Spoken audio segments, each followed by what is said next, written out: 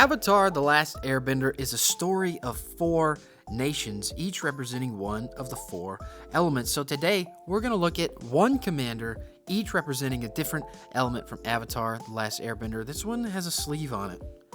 So let's start with that one. It's just Momo, friendly, Flier, everyone's favorite lemur bat ally, of course. The first non-lemur creature spell with flying you cast during each of your turns costs 1 less to cast. Whenever another creature you control with flying enters, Momo gets +1/+1 until end of turn. This is the kind of deck that I would love to build just to be able to turn my brain off. I've got so many decks that keep up with counters, that keep up with tokens. It'd be nice to just play a 1-drop commander and then just play a bunch of other different birds. With Momo, you can play anything you like. You like dragons? Play those. You like angels? Play those. You like bats? I think there's a few of those you can play. Let me tell you something you should play though. Making this deck is super easy. What you want to do is take about 12 Tempest Hawks, and you've already got 13 of the 100 cards figured out. Tempest Hawk would be elite in this deck and would actually be so fun. I just look forward to an easy game of Commander where you can play Momo, play your Tempest Hawk, play a Ghostly Prison, play the Moat guy, whoever the Moat guy is, and then you just get to win, you know? You don't have to think about it too much. You just get to win. Not to mention, we're in mono white, so you've got some of the best removal, Generous Gift, Swords of Plowshares, Path to Exile. There was such a time when white was a fairly weak color in Commander. Maybe that's still a little true today, but you can have a lot of fun with a simple commander like Momo. If you're trying to get someone into Magic or into Commander, build Momo and let them play Momo. They'll have such a fun time. They'll think, oh, this is so easy. This is so fun. Then you'll get them hooked and everything will go downhill from there. But this could be a really simple and fun commander. Next, we have Wan Shi Tong, All-Knowing. Not Wan Shi Tong, Librarian. That's the expensive one. Wan Shi Tong, All-Knowing is a flying bird spirit. When Wan Shi Tong enters, target non-land permanent's owner puts it into their library second from the top or on the bottom. Whenever one or more cards are put into a library from anywhere, create 2 1/1 colorless spirit creature tokens with this token can't block or be blocked by non-spirit creatures. The goal of this deck is to take everything your opponents play and say, nah, try again in 2 turns. The flavor of all-knowing and simply putting cards from the battlefield back into someone's deck, I love that. That's hilarious. You can just write down every card, and then when your buddy goes to draw like 2 turns later, you can go, oh, was that such and such card? And he's like, yep. And you're like, ha, knew it. There's a few cards from this set that synergize well. There's like a fox or something. It's like a blue fox. Well, he's not blue, but yeah. Cards like Memory Lapse and Spell Crumple are actually counter spells that will put cards back into an opponent's deck. So that's like double mono blue hate right there. You gotta love it. And then there's some effects from cards like Brain Surge, where you actually take cards from your hand and put them back into the deck. That will trigger whenever one or more cards are put into a library from anywhere. So a library from anywhere.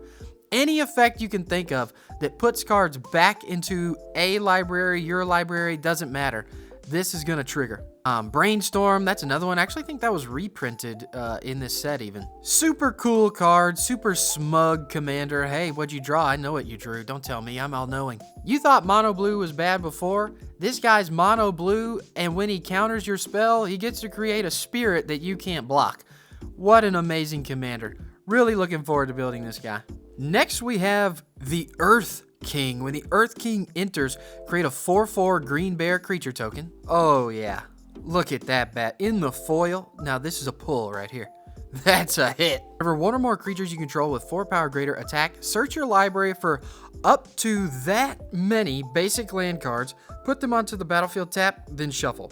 Any card that says the words that many can be pretty dangerous. This also might be one of the rare commanders you don't want to play on curve. I would wait until I already had like 4 rampaging Baloths and then I'd play him. Going to get that many basic lands in a mono green deck is elite. You can have more mana than anyone at the table. You can easily play your Galtas, your huge dinosaurs, Craterhoof Behemoth, anything green that stomp, you're going to be able to play it pretty easily. Not to mention, mono green landfall is a really good deck in standard. If you just take the standard deck and extrapolate it out into 100 card singleton, this guy right here is going to make you go nuclear. You've got Mossborn Hydra, you've got Bristly Bill, you've got the Might Form Harmonizer. You're going to smack someone so hard they're not going to know what hit them.